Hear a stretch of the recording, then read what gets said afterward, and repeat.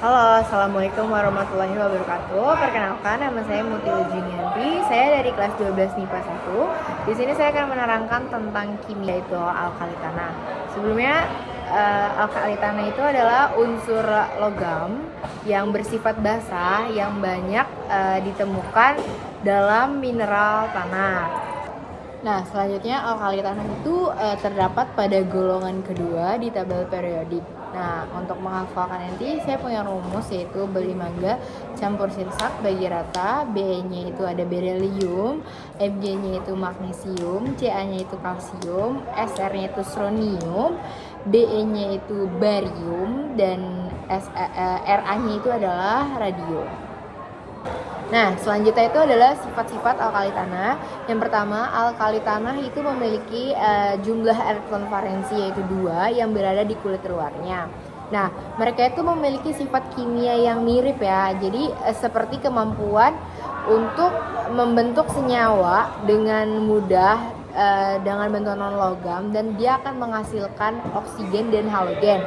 Terus yang ketiga, dia mempunyai sifat alkalin yaitu sifat yang seperti basah jika dia tuh direaksikan dia dengan air. Terus yang terakhir itu oksidasinya suka larut dan dia tuh banyak ditemukan di alam dan bebatuan yang ada di kerak bumi. Selanjutnya itu adalah sifat-sifat alkali tanah yang dari fisika. Yang pertama itu konduktivitas panas listrik. Jadi alkali tanah memiliki konduktivitas panas dan dia itu memiliki listrik yang relatif lebih tinggi sehingga mereka mudah untuk menghantarkan panas dan listrik. Yang kedua itu titik lelehannya itu alkali tanah itu cenderung memiliki titik lelehan yang lebih rendah. Kenapa? Karena mereka itu mudah meleleh, jadi dia tuh dapat bentuk seperti cairan yang dipanaskan saat wujudnya dari padatan atau yang berada di dalam suhu kamar. Terus yang ketiga itu ada kelarutan dalam air. Dia itu alkali tanah suka larut ya teman-teman. Jadi dia itu mudah larut dalam air, terutama pada suhu tinggi. Ini akan menyebabkan sifat alkali tanah yaitu senyawa mereka bentuknya itu ketika bereaksi dengan air. Jadi maksudnya tuh dia mudah larut ketika direaksikan dengan air. Yang terakhir itu adalah konduktivitas termal. Alkali tanah itu adalah konduktivitas termal yang memiliki konduktivitas termal yang tinggi, yang mereka bisa menghantarkan panas dengan baik gitu. Selanjutnya ada reaktivitasan logam alkali tanah. Yang pertama, alkali tanah itu adalah logam yang cenderung lebih bersifat kuat atau reaktifnya lebih kuat daripada logam-logam alkali tanah yang ada. Terus yang kedua, logam alkali tanah ini bersifat reduksi, yaitu semakin bawah unsurnya itu, maka dia akan semakin kuat.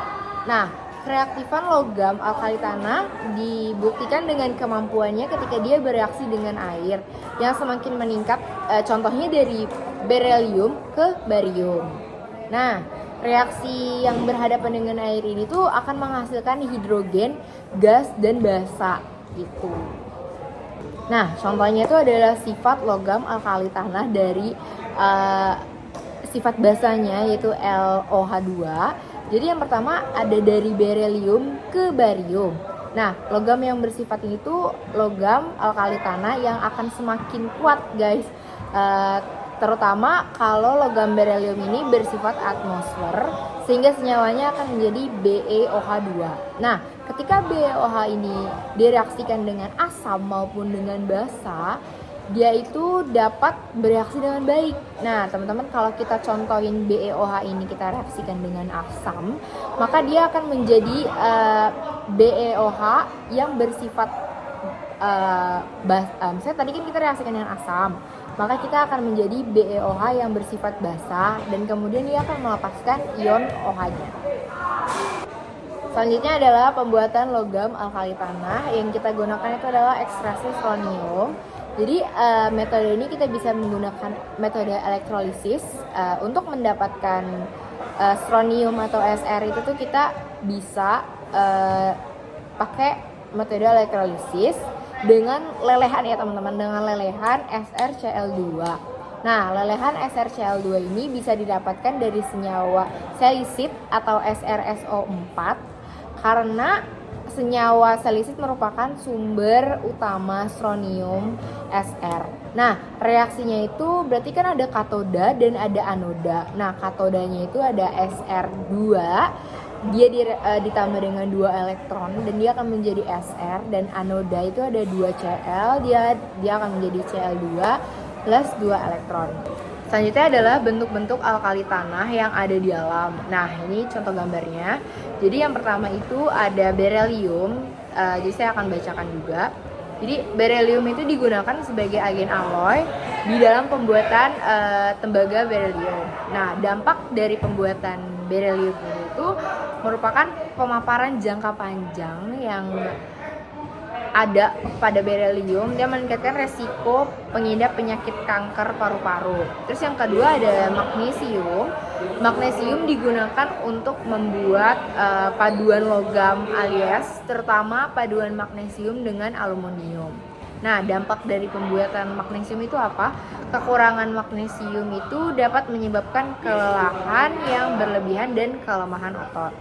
Terus yang ketiga itu adalah kalsium. Kalsium digunakan sebagai zat pengolah yang digunakan dalam pembuatan alloy aluminium, berelium, tembaga, timah, dan magnesium dalam proses produksi semen dan mortir yang digunakan dalam bidang pembangunan. Nah, dampaknya itu kekurangan kalsium dapat menyebabkan lesu, banyak keringat, gelisah, sesak napas, dan menurunnya daya tahan tubuh. Yang keempat ada strontium. Nih, strontium itu yaitu sebuah klorida. Ada kalanya digunakan dalam obat gigi atau untuk gigi sensitif, bisa mengurangi sakitnya gigi yang bersifat sensitif. Dan dampaknya itu strontium radioaktif dapat menyebabkan gangguan berbagai tulang dan penyakit termasuk kanker tulang.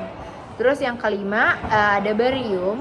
Barium sulfat digunakan dalam cat, diagnostik sinar X-ray, dan dalam pembuatan kaca. Dalam pembuatan barium ini ada barium karbonat yang digunakan dalam racun tikus. Semua senyawa barium yang larut dalam air atau asam sangat berbahaya. Terus dampaknya paparan tinggi terhadap barium dapat membentuk senyawa yang larut dalam air, dapat menyebabkan keracunan akut dengan gejala seperti kebingungan, kelemahan otot, kejang, dan masalah jantung lainnya. Demikian informasi yang bisa saya sampaikan mengenai kimia karbon yaitu alkali tanah. Kurang lebihnya saya mohon maaf. Terima kasih. Wassalamualaikum warahmatullahi wabarakatuh.